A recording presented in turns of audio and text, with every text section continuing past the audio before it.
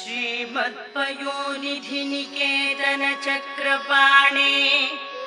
भोगीन्द्र भोगमणिराजित पुण्यमूर्ते योगीश शाश्वत शरण्य भवाब्धिपोत लक्ष्मी नृसिंह मम देहि करावलम्बम्